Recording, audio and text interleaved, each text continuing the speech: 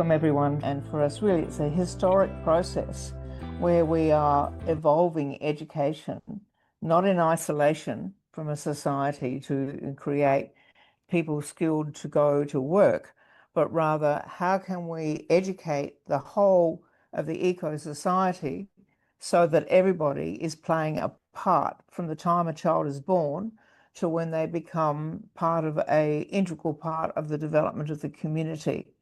And the research work of the Center for the Developing Child from Harvard University said the next phase in education will be around the neurosciences. And there are not many examples, and people find it very difficult to get their head around what this really means. And it's understanding that it's opposite to everything that we've understood about how we are educated, and that we have tended to, in the past, give people knowledge and then expect them to learn it and apply it.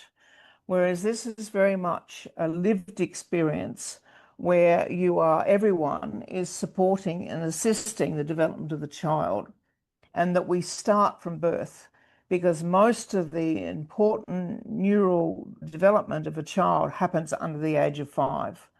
And hence why we are structuring into this a process where you start with the parents, then you have your learning or sharing circles in the neighbourhood, and then the more formal part where you have got people trained and educated to do that. But it's not just like doing it in isolation. It's about creating a community centre that everybody can use and that everybody can be part of it. But the integral to this is the education of the child from the beginning to ongoing. And it's the input also from the society, from the neighbourhood that you live in, of what are your social and economic needs, what sort of value systems are important to you, what should form the basis of how that school develops and evolves. So it's really ensuring that you are constantly being responsive to the needs of your community. But we will provide you with the tools for how to do that. And we have some really beautiful, proven tools that accelerate the development of the child. So the challenge is, of course, is to learn it and to get the buy-in of your parents and of your neighbourhoods and of the community to support the development of the child.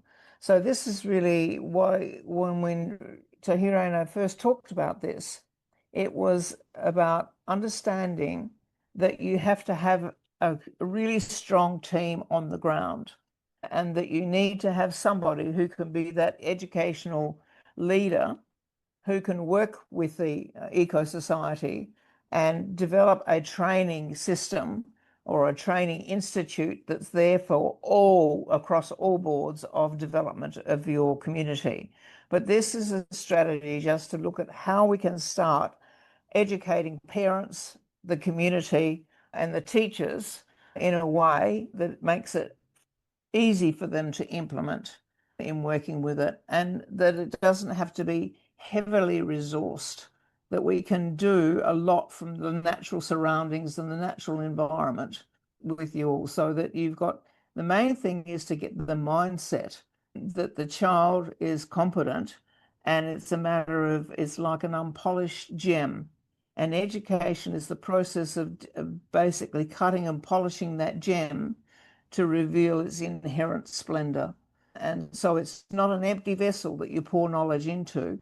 It's how do you nurture and create emotionally safe environments and communicate in a way that the child is, that natural curiosity that a child has is nurtured and furthered.